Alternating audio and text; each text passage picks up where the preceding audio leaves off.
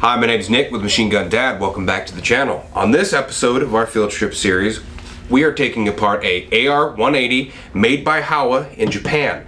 That's important to note because they did a 180 fire selector, whereas the AR-180s made by Sterling and Costa Mesa use a 90-degree fire selector. So you'll notice that safe is in the front, fire is in the rear. On the 90 degrees, safe is in the front, fire is on the top.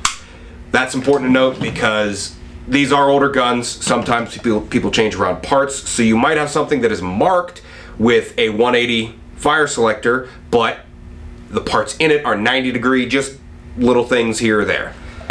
So let's go ahead, take her apart. One thing to note when taking this apart is your hammer has to be cocked before disassembly to get it out of the way of all the moving parts. On the back end of the firearm, there is this pin and T-shaped part that is the back end of your recoil spring guide rod assembly. You're going to push this pin in and push the whole assembly forward till this pin is inside the rear sight hood. So push that forward. You'll see that the pin is captive in the rear sight. Now you can just pivot up, keeping a finger on it. As you can see, it is still under spring tension. You don't want that launching out the back end of the gun. You just go ahead and pop that out. Now the pin on the front end, I have it installed this way. Just take your finger, push it out. It's got a little detent in there. You'll push that, it comes out easy as pie. Now your lower will come off. We don't need to do anything with this. We're not getting in-depth repair on it. Set that off to the side. Now, getting back to the bolt, grab onto your charging handle, pull that to the rear till you get to this circular cutout on the back end of the receiver. Just pull your charging handle out. Bolt will come out to the rear. There is your bolt. Now, getting into taking out the gas assembly, going to pick up on your front handguard. You'll notice on the back end here is a broken piece of plastic from where the recoil spring slides into to help keep everything captive.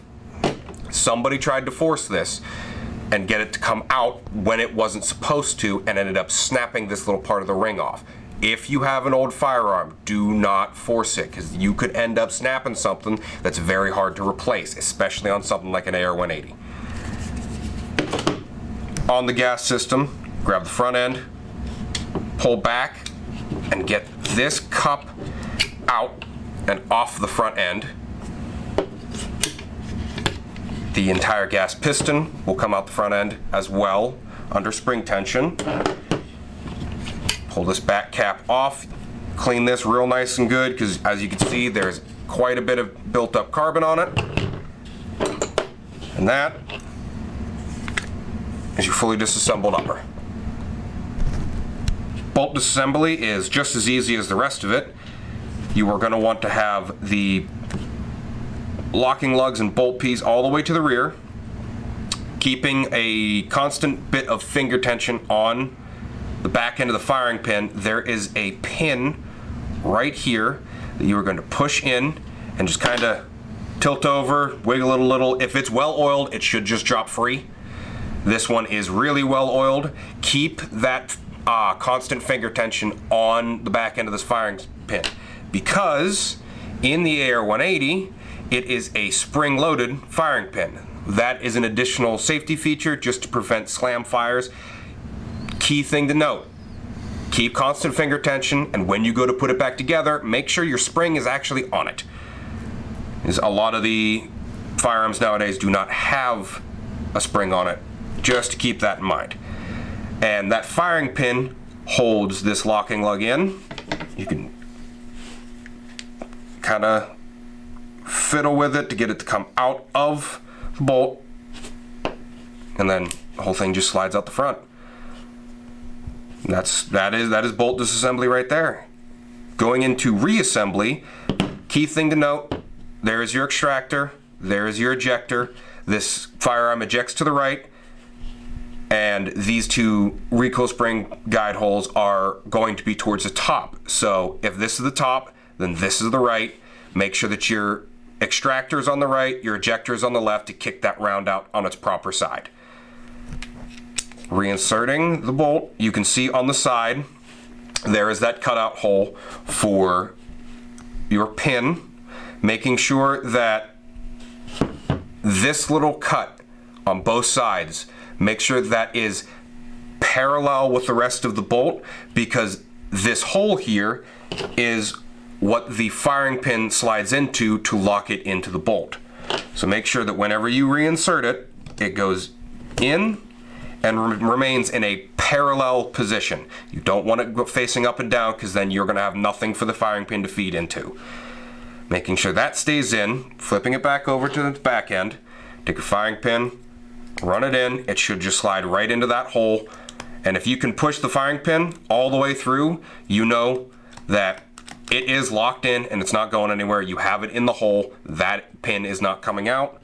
Making sure to keep constant finger tension and making sure that spring is in the bolt. Take your pin and just slide it in to the side, and now, there you go, reassembled bolt. Before reinstalling the bolt into the main body of the firearm, we have to reassemble the gas system. So we'll set the bolt off to the side for now, bringing our upper back into frame and our pieces of the gas system. You will have this cup that sits on the front end of the gas piston system. Push that all the way on.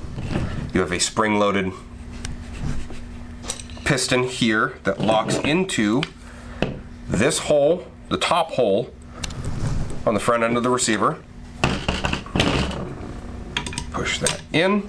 Now you're gonna wanna keep applying constant pressure on this to get the last piece slotted over the cover and back into the piston, so it looks like one continuous piece the whole way down. Then we can reinstall the bolt, making sure that it is all the way cammed forward, and the holes on the bolt for the recoil spring and guide rods to slide into the back end are facing towards the top end of the firearm. Push it into the rear until you reach this cutout right here where we can reinstall the charging handle. You see that there is a lug on the front end to help you reinstall it. Sliding this all the way forward until it locks into the barrel. Take your handguard, lock it down, make sure it's all good. Try and keep a hand on the handguard and try and keep your finger on the charging handle in order to keep everything forward and in one solid piece, so that whenever you go to reinstall your guide rods, you are able to keep everything in one piece and it goes together real easy. You'll see on the back end of the bolt is those two little holes. That's where your recoil spring and guide rod assembly will feed into and then help lock the top end of the handguard into place. Make sure that this little T-post with the pin is facing towards the top end of the receiver as well. It's easier to load this in from the bottom because you can see where the recoil springs will feed into the bolt. Keep that all in one piece. Take your lower and line these two holes up. It can be a bit stiff because you're trying to run two pieces of metal over top of each other. Take your pin. All you really got to do is just push it through and locked. Make sure that your last round bolt hold open is all the way to the front and the hammer is still cocked. Make sure about those two things.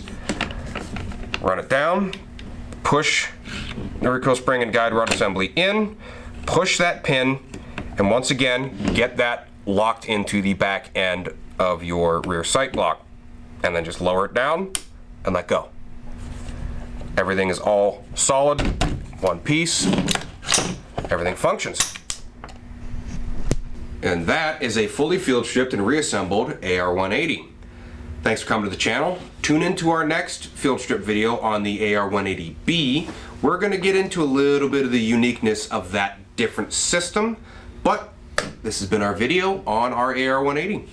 Thanks for coming to the channel. Like, comment, subscribe. Don't forget to tune into our Rumble channel. We do have some cool stuff over there, and we will notify you here on YouTube with a cool, like, 30-second clips telling you to go over to Rumble. Thanks again.